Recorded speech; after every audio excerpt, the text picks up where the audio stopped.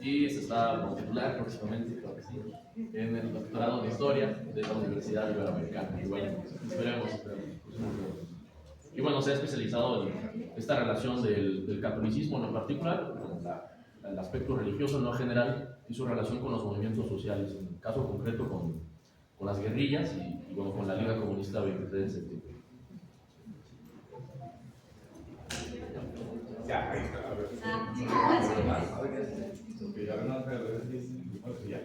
Ahí, de la segunda. La segunda. Gracias. Bueno, pues gracias a todos por estar aquí. Espero que no se hayan desmañanado un viernes. Gracias a Kevin por la invitación. Y bueno, les voy a contar un poco sobre un grupo del que se mencionan algunas cosas, sobre todo cuando se habla de la Liga Comunista 23 de septiembre, pero cuando se trata de abordar el tema como grupo político-militar, la cosa se complica un poco, ¿no? O sea, no queda muy claro quiénes eran estos jóvenes, qué querían, de dónde venían, y este grupo se llama Los Procesos.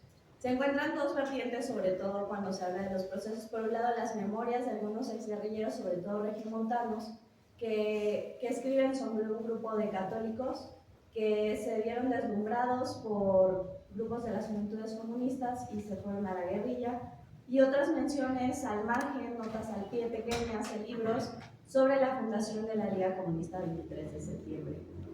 Hay un libro muy bueno, si les interesa, de Hugo Esteves, que se llama Amargo lugar sin nombre, donde pueden encontrar una historia más o menos amplia sobre los procesos.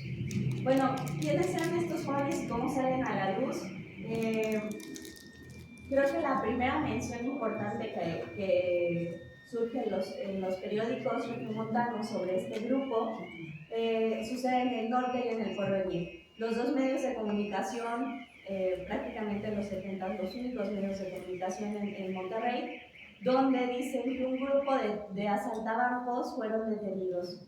Esto sucede un mes después del primer gran golpe que dan los procesos en Monterrey, que se trata de un doble asalto bancario, con una réplica en Chihuahua que se llevó a cabo en enero, que en realidad iba a ser un triple asalto bancario, pero bueno, no llegó a tiempo el tercer comando, y de ser tres, pues fue un doble asalto bancario. Hay una historia que algunos han desmentido de que el tercer comando armado llegó a la Ciudad de México, a las mismas calles que están en el centro de Monterrey. Algunos han dicho que esto no es verdad, otros dicen sí, yo llegué a México en lugar de a Monterrey.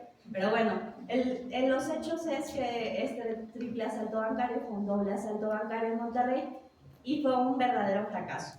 Claro, el grupo armado se lleva el botín, los dos comandos se llevan el botín, pero hay un herido que finalmente muere, deja un desastre, huellas por todos lados, y los encuentran al mes del evento, ya habían detenido y desmantelado a la mayor parte de los procesos.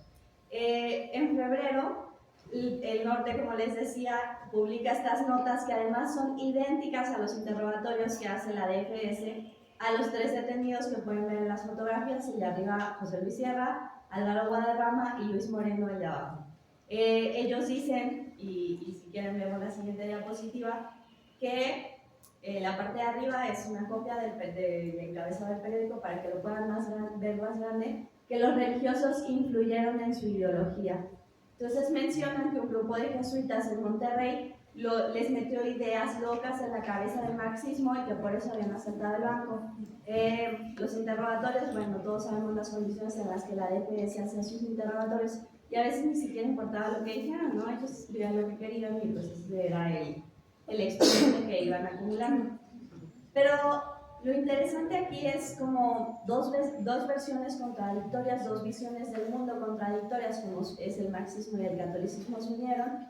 Bueno, en realidad no son tan contradictorias. Puede ser que en el siglo XIX recordemos que algún papa dijo que el comunismo era malo, o había rumores de que si eras comunista te excomulgaban, pero para el siglo XX la cosa era diferente. Ya había grupos guerrilleros en el 72, 73, que en Sudamérica surgieron de la unión de juventudes comunistas con católicos, como los montoneros, los tupamaros. En Centroamérica había una infinidad de grupos que se estaban gestando y que los 80s pues, darían batalla a otros grupos de ultraderecha en estos países centroamericanos.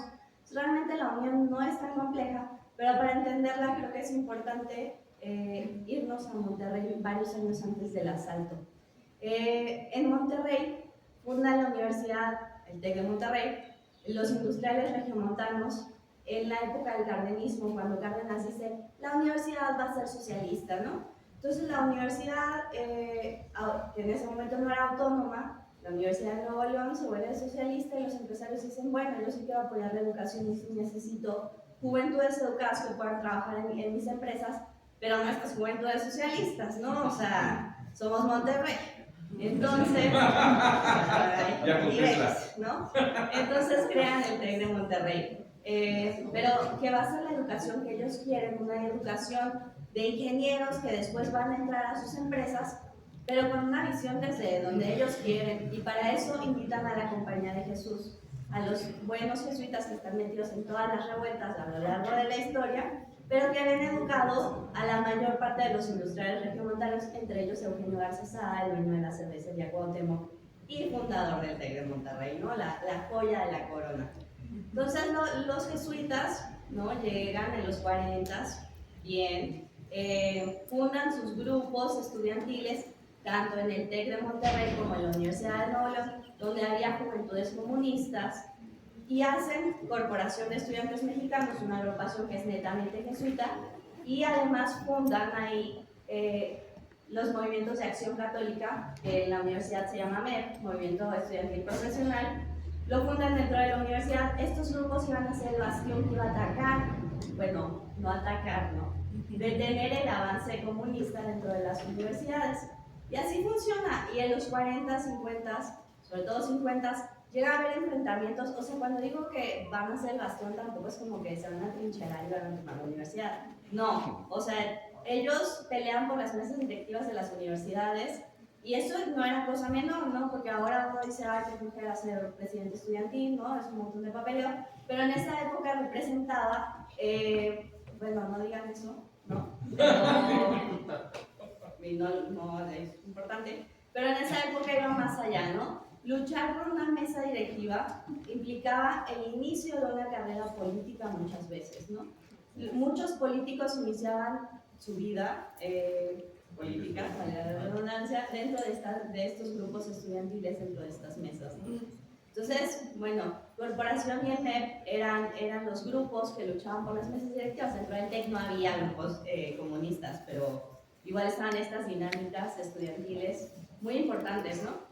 Entonces, en los 40 sí había enfrentamientos y de hecho sí hay uno que otro evento en el que sí se atrincheran y sí hay un golpeteo ahí, ligero, pero golpeteo. Pero los 60 cambia totalmente la perspectiva, ¿no? Del mundo católico, de la juventud, de Monterrey. No el 68 llegó y pum, me desperté y es el 68, no, pero poco a poco los estudiantes se van relacionando y vamos, estamos hablando de Monterrey donde la mayor parte de la población es católica. Entonces, bueno, el obispado es el obispado, o sea, tiene su importancia ser católico. Y bueno, sí, militaban en las juventudes, pero a veces el domingo iban con su mamá a misa porque si no les jalaban las orejas, ¿no? Entonces había como estas dinámicas en las que sí soy comunista, sí quiero todo lo que dice Marx, pero también pues voy a misa con mi mamá y está bien. Y voy y me relaciono con las chicas del MEP, que además eran muy guapas, entonces me hago novio, o sea, o novia de alguien de este grupo, pues normal, ¿no? Como cualquier universitario. Entonces se van rompiendo un poco estas diferencias y en el 68 lo interesante es que, bueno, está ya la huelga dentro de la Universidad, de la Ciudad de México, y en ese momento miembros de la Universidad de Nuevo León y miembros del TEC de Monterrey se suman al Consejo Nacional de Huelga. Y hay un tránsito importante de estudiantes entre Monterrey y la Ciudad de México, se empiezan a relacionar mucho más, y dentro de la Compañía de Jesús llega una avanzada de jesuitas, vamos. Llega el relevo de estos jesuitas viejitos que se hicieron viejitos ahí en Monterrey, no llega la avanzada, jóvenes de 25, 27 años, 30 a lo mucho, que toman el lugar de estos antiguos jesuitas, que vienen de unas tradiciones mucho más liberales, mucho más progresistas, que están inmersos en estos debates del Concilio Vaticano II, que se hacen porque ya es insostenible esto de una iglesia cerrada, entonces empiezan a preocuparse más por cómo estamos viviendo, o sea, si no va a morir, pues sí, voy a ir al cielo, pero pues en la vida tampoco hay que sufrirla tanto, no hay muchas injusticias. Estos jóvenes, ¿no?, que están en el medio de la corporación, están imbuidos en estos diálogos de, bueno, yo como católico tengo una responsabilidad frente al otro, ¿qué estoy haciendo yo para que el otro viva mejor? Y es un pecado no hacer algo al respecto, y tienen esta metodología de ver, juzgar y actuar. Si yo veo un problema, yo lo juzgo y yo actúo en consecuencia. Si yo veo que a mi amigo le están pegando, pues yo primero lo veo, luego pienso, no está padre que le peguen, y después me meto a defenderlo. Era más o menos esta dinámica en términos muy burdos, porque era un proceso reflexivo importante, con debates filosóficos y teóricos, no solo del catolicismo, sino, pues no sé, la escuela de Frankfurt, por ejemplo, la leían estos chavitos a los 20 años, 19 años, entraban a la universidad a los 17, ya estaba leyendo eso, bueno, era un poco denso. Pero bueno, como en toda historia, hay una parte de azar que les voy a contar un poco. Los tres personajes que están viendo aquí participaron en el 68. El primero se llama José Luis Sierra Villarreal. Él era el líder estudiantil del Tecnológico de Monterrey en el 68. El siguiente es Ignacio Salas Obregón. Él es conocido porque fue el fundador y líder de la Liga Comunista. Él era del TEC de Monterrey y en ese momento era el líder de los católicos del MED. Había abandonado el TEC de Monterrey y había tomado un año sabático para dedicarse al apostolado dentro del MED. Entonces él estaba involucradísimo en los movimientos estudiantiles del 68 y él llama a José Luis, porque eran amigos, vivían juntos en Monterrey mientras los dos eran estudiantes, y le dijo, aquí se está armando un relajo, vente y suma al TEC de Monterrey porque esto es importante y hay que sumarnos, ver, juzgar y actuar, ¿no? Entonces ellos dos se involucran en la huelga, y el tercero es Raúl Ramos Zavala, que ha sido considerado como uno de los teóricos de la Liga Comunista, pero muere antes de que se funde la Liga. Bueno, en el 69, sus vidas, que aparentemente estaban resueltas, ¿no? Dos estudiantes del TEC y otro economista de la Universidad de Nuevo León, en 1969, finales del 69, el 70, recibió un puesto para trabajar dentro de la UNAM, pues ya la tiene hecha, ¿no? Los otros dos, pues no tanto. El primero, porque en el 69, a finales del 68, en diciembre, hacen un happening, que es una forma pues fresa de decir una pastorela, burlándose de los industriales regiomontanos, en los que, bueno, el punto de quiebre fue que sacan una Virgen de Guadalupe dentro de una revista Playboy, y los estudiantes que solo ven la parte de adelante de la revista Playboy, que a lo mejor a ustedes no les tocó, pero que antes era en físico, empiezan a gritar, enséñala, enséñala. Entonces, bueno, la chica del mes, que era la que estaba en medio de la revista, pues es la Virgen María, ¿no? Entonces esto lo consideran como un daño moral y lo expulsan. Hay una huelga además, finalmente lo expulsan. En realidad había hecho un trabajo político durante el 68 muy importante que no le había parecido nada padre a Eugenio Garza Sada, y bueno, este fue el motivo por el que lo expulsan. Y Ignacio Salas Obregón, pues, él se va a Monterrey, José Luis Sierra se va a Monterrey, triste, hace sus maletas y se va, empieza a estudiar en la Universidad Iberoamericana, donde consigue un lugar, ¿no? Después de que lo corrieron, pues ya los tenía que admitir, ¿no? Ya me educaste, pues ahora me educas a mí. Y Ignacio Salas decide pues no regresar al TEC de Monterrey y dedicarse a la vida del apostolado, ¿no? Se quedan los tres regiomontanos en la Ciudad de México y empiezan otro tipo de trabajo. Se van a los dos primeros a Ciudad Nezahualcóyotl, porque en el 68 una de las consignas que gritaban al pueblo era "Pueblo, únete". Pero después del fracaso del 68 de Tlatelolco, los estudiantes se cuestionan si realmente es el pueblo el que tiene que ir o son ellos los que tienen que ir al pueblo, ¿no? Entonces, en el 69 dicen no, o sea, nosotros estamos mal, somos nosotros los que debemos ir al pueblo, y se van al pueblo, se van a ir a Ciudad de Nezahualcóyotl, que es en ese momento era un cinturón ministerial extremo, no había nada, tenían unos problemas sociales muy importantes, y fundan además un centro de documentación de la mano de los jesuitas, o sea, con el dinero de los jesuitas.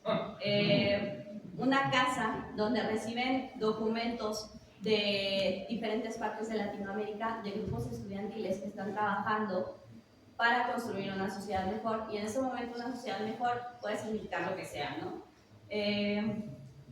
Se conectan con Zavala y van a conferencias, van a mítines, empiezan diálogos, que cómo va a ser la revolución, que cómo va a ser el cambio, que qué estamos haciendo como estudiantes.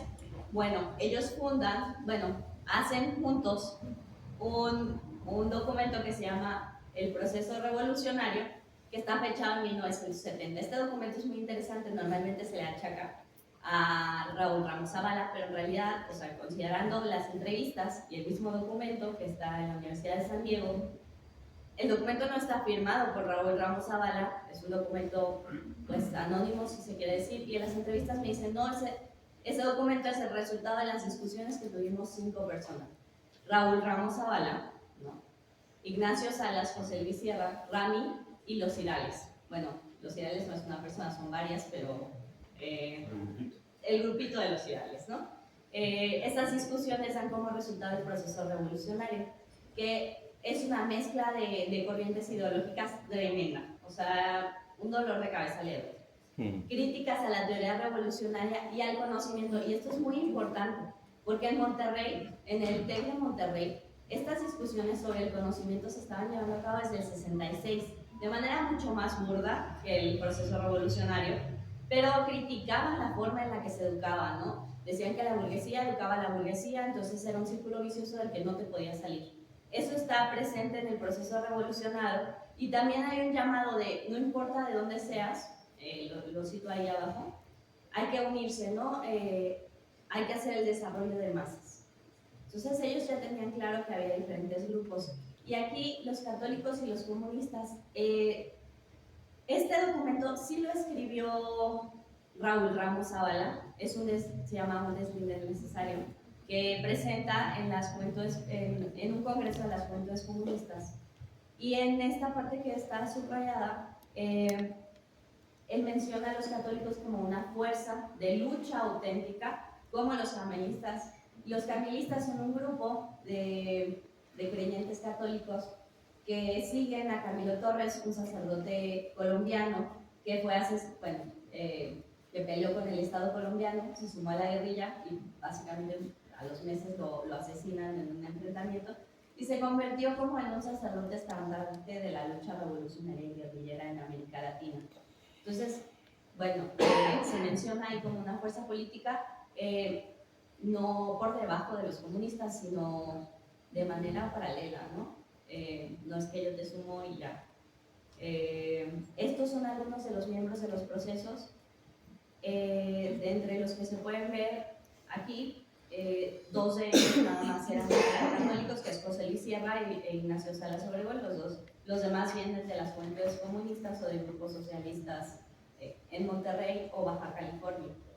Pero este grupo no estaba aislado, tenía sus círculos de diálogo, porque querían hacer como confederaciones revolucionarias, todavía no teniendo muy claro si se iban a la guerrilla o no, en el que tenían conexión con católicos regiomontanos, que de hecho estos católicos que menciono ahí fueron arrestados durante el asalto bancario. Ellos no participaron en el asalto, pero fungieron como bases de apoyo de estos universitarios, ¿no? De realidad, los 3 se suman a la Liga Comunista años después, meses después, y fueron arrestados y sobrevivieron durante el periodo de exterminio, ¿no?, de la DPS.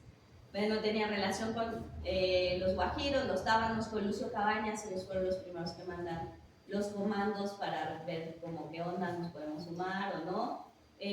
Comunistas de diferentes estados, y con los sinaloenses que después van a formar el PEUS, que los feroces, como les llaman, que también se unen a la Liga Comunista. Bueno, el 10 de junio este grupo, que pues como vieron, tenía relación con los regiomontanos, son los que lanzan el llamado a los cocos, a los comités de lucha, para hacer la marcha del 10 de junio. Ellos no imponen que se haga la marcha, pero ellos llevan la propuesta en apoyo a la Universidad de Nuevo León, que en ese momento vive un desastre. Ya era autónoma, pero les quieren imponer una ley orgánica en la que una de las tantas leyes orgánicas que les quisieron imponer mencionaba que tenían que participar en ella miembros de los medios de comunicación, televisión y radio, e empresarios también, ¿no? En el consejo. Era como, bueno, ¿por qué van a votar los medios de comunicación? ¿Cómo se educa a la gente, no? Pero bueno, esta era una de las propuestas. Finalmente se lleva a cabo el 10 de junio. Para este momento los procesos ya están entrenando, ya se están peleando como autodefensas. Y ellos participan en la marcha con algunas pistolas, son el primer frente que detiene a los halcones y bueno, después salen huyendo porque pues sí les dan unos fuertes golpes. Y bueno, que es una organización sin ideas, ¿no? Los procesos, pues bueno, sí estuvieron en el 10 de junio, pero creo que lo más relevante de esta organización son los documentos que hicieron el proceso revolucionario, que es el primer documento que va girándose por México, un deslinde necesario, material presentado al Congreso y discusiones sobre el proceso revolucionario. Estos documentos después se convierten en ejes dentro de la Liga Comunista 23 de septiembre y tienen varios resultados. Son documentos teóricos, llamados a la marcha, pequeñas acciones armadas. Entre estas pequeñas acciones armadas es irse a dar de golpes con los halcones y quemar una cafetería en la UNAM, porque los halcones estaban apoderando de todo dentro de la UNAM, así como otros grupos pues de porros, ¿no? Ellos hacen varios enfrentamientos y también son los primeros en mencionar, bueno, no sé si sean los primeros, pero mencionan que es necesario que se unan todos los grupos, idea por la que después surge la Liga Comunista 23 de septiembre. Después del asalto bancario, o sea, la historia no termina con el asalto que les conté al principio, bueno, los desarticulan, pero Ignacio Salas y los Irales se salvan, ¿no? A Ramos Zavala lo asesinan en el Parque México unos días después del asalto, la policía, a otro de los Irales lo detiene, y Gustavo Irales e Ignacio Salas se escapan, ellos no los arrestan, ellos vuelven a articular las relaciones que tenían con los otros grupos, lanzan otro nuevo documento, sobre todo Ignacio Salas, ese sale de la cabeza de Ignacio Salas, que se llama Cuestiones Fundamentales del Movimiento Revolucionario, es ya un llamado a armas, y funda la Liga Comunista 23 de septiembre. Y bueno, esta es la historia de donde también se suman otros católicos, como les mencioné, que tienen un papel fundamental. Ellos se encargan de Sonora, de Baja California. Uno de ellos incluso está en el grupo que secuestra a Fernando Aranguren y después lo secuestra en la DPS y lo encuentran frente de la casa de Aranguren. Y bueno, esta es la historia de un grupo de católicos que decidió que era necesario plantearse la vida terrenal y no solo la espiritual después de morir, y que participaron en movimientos armados como lo hicieron otros católicos de la mano de los comunistas en el mundo en esa época, ¿no? Y con esto termino. Muchas gracias.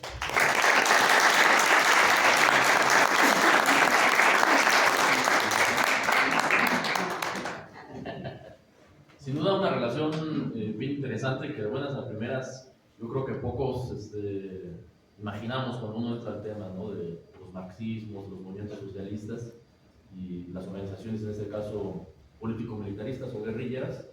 Pues usualmente uno se espera que el catolicismo sea, pues quizá un referente más bien cultural, pero que no esté tan inmerso en estas organizaciones. Y bueno, ya ahora incluso se han presentado hipótesis, no sé qué tienes al respecto, donde en algunos aspectos fundamentales de la vida comunista pesa más el catolicismo que el marxismo. Pero bueno, está ahí a debate. Ahora sí que, como finalizamos cada ponencia, tenemos evidentemente tiempo para preguntas, comentarios, si las hubiera. Tenemos dos y gracias, como siempre, ¿no? Ahí vas, abriendo brecha. Me llama la atención, la conecto un poco con la ponencia de Ana, ¿no? Porque ella nos habla de una organización de base socialista no armada, ¿no? Y tú nos hablas de un grupo de jóvenes de clase media que están insertos en un ambiente universitario y que deciden irse a las armas, ¿no? Entonces, más que una pregunta es más bien como pensar también cómo creo que dentro del estudio de los movimientos armados es muy importante empezar a pensar esta cuestión del estrato social, ¿no? Porque es muy interesante, teniendo una organización popular de masas, ¿no? Que dicen no vamos por la vía armada, pero tenemos un horizonte revolucionario, ¿no?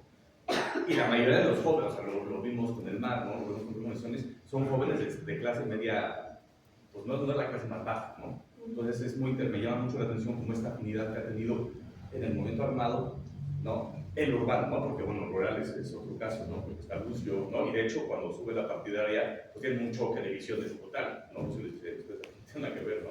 Entonces, pues no, un poco como explorar y sería, no sé si has hecho en tu investigación, pues un poco un análisis sociodemográfico de ellos, ¿no? Más o menos como estadística y ver cuál era el estrato y bueno, creo que eso me llama mucho como la diversidad que en ese momento se estaba dando, ¿no? Que resulta con dos visiones distintas, pero un mismo horizonte, ¿no? Que es la vía armada y la vía más popular, ¿no?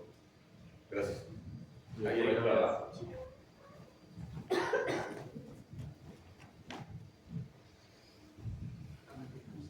Y luego se lo pasa. Bueno, sí, la pregunta que tengo en realidad es muy sencilla.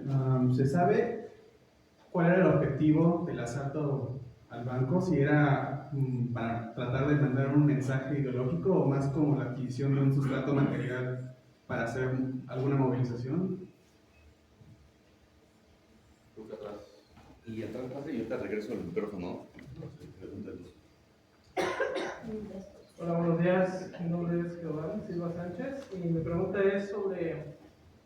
Es bastante interesante todo este proceso que cuenta sobre Monterrey, porque estos trabajos sobre estos temas son en América Latina.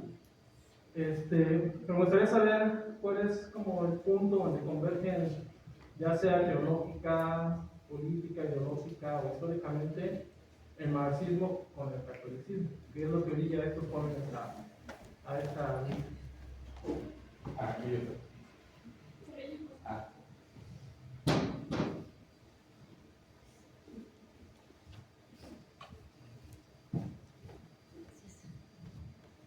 Bueno, pues muchas gracias a todos por sus preguntas y por haber escuchado.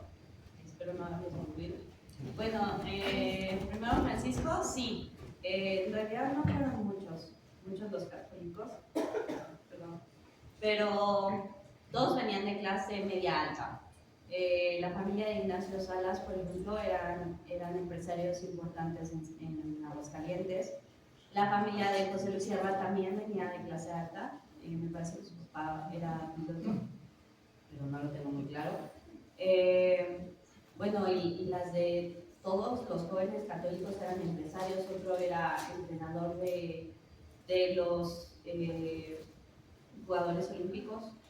Vamos, tenían un poder adquisitivo elevado, ¿no? Entonces sí venían de una clase alta. En cuanto a qué se trataba el asalto, sí, era netamente para obtener recursos, porque ellos eran guerrilleros, no sé, creo que Cristian podrá decir cómo es la palabra, algo así como profesionales, vamos, que solo se dedican a ser guerrilleros. Profesionales de la revolución. Ajá, eso, profesionales de la revolución. Entonces, pues necesitaban dinero, ¿no?, para vivir. Entonces, sí eran expropiaciones, ¿no?, en las que pues les daban dinero para seguir con la lucha y para becar a otros estudiantes, por así decirlo, ¿no? ¿Y dónde converge? Esto es muy interesante, ¿no? Porque creo que es un momento en el que la Iglesia Católica visibiliza más esta relación y hay teólogos hablando de la importancia de utilizar el marxismo como una herramienta de estudio social. En Europa es sonadísimo y creo que es importante mencionar que no se trata de la teología de la liberación. La teología de la liberación es posterior. Y claro que en la teología de la liberación ya hay un léxico totalmente marxista, ¿no? Se hablan con términos marxistas, pero el lugar donde se forman estos jóvenes no es la teología, creo que es un preludio del que sale también la teología de la liberación. Pero ellos están leyendo Populorum Progressio, donde hacen un llamado a los católicos a tomar posiciones políticas y económicas en un mundo donde el capitalismo está arrasando y también el comunismo, pero no se condena tanto al comunismo como en otras encíclicas. Entonces, el campo común de ideas son los debates teológicos que en ese momento se están llevando y son del mismo grupo de jesuitas, o sea, estos estudiantes son educados por el mismo grupo de jesuitas en el que está Porfirio Miranda, que es un personaje, un jesuita muy poco estudiado, pero muy interesante, muy difícil de estudiar también, que escribe Marx y la Biblia, por ejemplo, Hambre y Sed de Justicia, que es una crítica desgarradora al sistema priista que en esa época no era cualquier cosa. Hambre y Sed de Justicia creo que lo publican en el 69. Ahí lo mandan expulsado a Europa porque hace unas huelgas en Chihuahua, se pelea con la Coca-Cola, en fin, hace un desastre y lo mandan a estudiar el doctorado a Europa y él termina escribiendo una tesis, o sea, lo mandan para que se relaje y termina escribiendo Marx y la Biblia, que es un texto brutal donde está la relación entre el marxismo y el comunismo. Creo que viene de ahí y también creo que es una opción un poco más armada que o sea, es la línea armada que se viene debatiendo en Latinoamérica, que no es la misma que la de la teología. Yo tengo otra pregunta un poco, porque como bien dice, sí, la teología de la liberación creo que no es, o sea, porque no es el horizonte marxista, ¿no? Entonces es una apertura de la iglesia frente a un afirmamiento. Pero Santo Tomás, en la Suma Teológica, sí dice, si hay un sujeto que está poniendo en peligro la salud de la comunidad, es lícito matarlo, ¿no? O sea, hay una sacralidad del sujeto. Entonces, ¿ha sabido si hay una reflexión teológica dentro de la Liga o gente que estuvo cercano a los jesuitas que se hiciera esta discusión teológica? Porque quizá puedes matar al sujeto que está, pero no, el horizonte no es el socialismo, ¿no? El horizonte es sustentar el orden que Dios nos está dando en la tierra, ¿no? El socialismo ya es otra vertiente más. Entonces, ¿has tenido alguna discusión teológica dura en donde teológicamente se esté justificando la vía armada como católico, porque pues, no matarás, ¿no? Pero tienes esta autoridad, Santo Tomás, diciendo, si se pone en riesgo la salud de la comunidad, es lícito matar. No sé si has tenido esas variables, si has tenido como ese encuentro con esos documentos. Buenos días. Quisiera saber de dónde obtuvo esta afirmación de que Cárdenas dijo que la universidad debe ser socialista, o por ahí escuché. Tengo entendido que en los años 30, en el tiempo de Cárdenas, la universidad, entendemos hoy UNAM, pues estaba en contra de esas políticas socialistas que implementaba, que implementó Cárdenas, ¿no? En esos años. La otra cuestión es, ¿qué hace diferente esta investigación o este trabajo? Debido a que pues, es un tema ya muy trabajado desde los años 70, 80, ¿no? 90, 2000, 2010. Hay un sinnúmero de tesis en Sonora, en Sinaloa, en Chihuahua, en Monterrey, por supuesto, en Guadalajara, Sinaloa, Ciudad de México. Entonces, ¿qué es lo que hace diferente, ¿no? Esta investigación?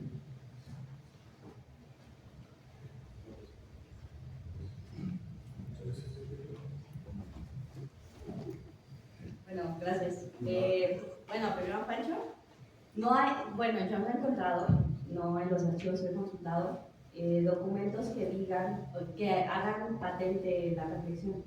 Lo único que he encontrado son testimonios, ¿no? De gente que estuvo en discusiones en las que no se habla de Santo Tomás, o no me han mencionado a Santo Tomás, pero lo que sí me han mencionado en varias ocasiones es la cristiada, ¿no? La familia de Ignacio Salas, no he comprobado muy bien porque más bien me parece que son rumores, no digo que sean falsos, de hecho creo que son verdaderos, pero no lo puedo probar.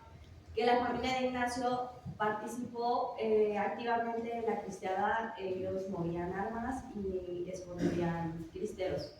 Entonces, Ignacio estaba inmerso en este tipo de, pues no sé, Sí, de aflicción. Ajá, exacto. Entonces, sí, cuentan que él era asiduo lector de la cristiada, bueno, de textos sobre la cristiada, y que él defendía el hecho de una guerra, ¿no? De una guerra justa, por así decirlo, desde el catolicismo. Entonces, creo que sería muy interesante. No sé si dentro de los documentos del MEP hay algunas luces, ¿no? Menciones al pie, pero no discusiones generales.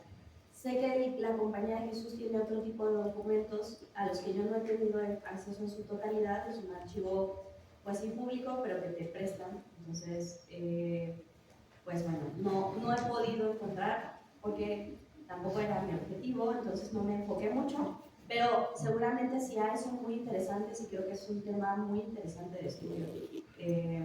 Bueno, en cuanto a qué novedad hay, bueno, yo no pretendo que esto sea lo que vino a descubrir el hilo rojo, ¿no? O sea, es un tema que a mí me gustó y yo lo estudié por eso, ¿no? Yo sé que hay investigaciones como las de Fernando González que son maravillosas. No tenía idea que desde los 70s, de hecho me sorprende porque muchos de los entrevistados, pues es la primera vez que hablan, entonces si lo hicieron desde, o sea, hablando del catolicismo, pues estaría muy padre si me pudieras pasar las referencias, también pues para conocerlas, porque pues uno no se echa todo, ¿no? Aunque quisiera. Pero bueno, siempre es muy rico escuchar que se están haciendo este otro tipo de investigaciones. Lo de Cárdenas, bueno, lo dije un poco en ironía, la Universidad de Nuevo León fue socialista. Se cierra la universidad y se funda la Universidad Socialista de Nuevo León, que es precisamente el momento en el que los industriales fundan el TEC, bueno, lanzan toda la idea del TEC de Monterrey, que se viene a consolidar en los 40. Pero sí, desde esta, sí hubo una universidad socialista en Nuevo León. No sé qué relación tenía con la UNAM, porque pues me llevan estudios en TEC, pero sí, ciertamente sí hubo una universidad socialista, sí se opusieron los industriales. Hubo una pugna muy fuerte, además, entre Cárdenas y los industriales, muy fuerte, o sea, a nivel, esto se puede desestabilizar, porque además hubo huelgas dentro de las empresas sindicales, me refiero, que pusieron en aprietos a los industriales, que se las arreglaron dividiendo los sindicatos. Pero bueno, sí había una fuerte pugna entre Lázaro Cárdenas y los industriales, no solo porque la universidad fuera socialista, sino por todo lo que conllevó para los industriales regiomontanos la época cardenista, después de un periodo muy difícil como fue el de la Revolución Mexicana. Y bueno, pues eso, no sé si con esto contesto tu pregunta. Como les digo, no pretendo ser la luz al final del camino, no, nada que ver, o sea, qué bueno que haya otras investigaciones y qué bueno que se compartan, ¿no? Porque también hay muchas investigaciones que a veces no tenemos acceso, sobre todo porque se hacen en universidades que no son la UNAM, ¿no? Y tienen menor visibilidad. Entonces, pues uno porque conozcamos más de otros sectores.